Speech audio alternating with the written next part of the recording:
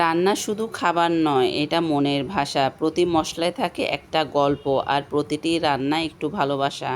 ভালোবাসা দিয়ে রান্না করলে স্বাদ যেন দ্বিগুণ হয়। যে রান্না করে সে শুধু খাবার নয়, স্মৃতি তৈরি করে। রান্না মানে কেবল খাওয়া নয়, এক একটা শিল্প।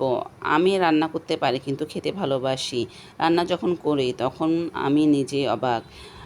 রান্না করলাম, খেয়ে বলল কেমন হয়েছে। প্রতিদিন রান্না, প্রতিদিনের ভালোবাসা। মায়ের রান্না মানে পৃথিবীর শ্রেষ্ঠ স্বাদ। রান্না করে গল্পগুলো কখনো থামে না। রান্না করে ক্লান্তি ভুলতে, খায় আনন্দ পেতে। সকালের চা, দুপুরের ডাল ভাত, সুখ এখানে। আসসালামু আলাইকুম, কেমন আছেন সবাই? আশা করি সবাই অনেক ভালো আছেন। আলহামদুলিল্লাহ, আমরাও ভালো আছি। আজকে আমি শেয়ার করব সন্ধ্যার নাস্তার জন্য কী রেডি করছে। আসলে বাচ্চারা যেহেতু পড়তে চলে যায়, ওরা প্রাইভেট আছে, আরবি বাংলা সব কিছু আছে, তো দেখা যায় যে বাসার মধ্যে আমি একা। তো ওদের নিজেদের নাস্তা আমার মেয়ে নিজে রেডি করে দেয়, আমাকে আর তেমন একটা কষ্ট করতে হয় না। দেখা যায় যে প্রায় সময় আমি রান্না করার সময় তখন কিছু একটা রেডি করে রাখি, আর অনেক সময় দেখা যায় বেশিরভাগ সময় আমার মেয়ে রেডি করে। ওর ভাইকেও নাস্তা দিবে, ও নিজে খেয়ে যাবে। তারপর আমি দেখা যায় যে পুরো ঘরে একা।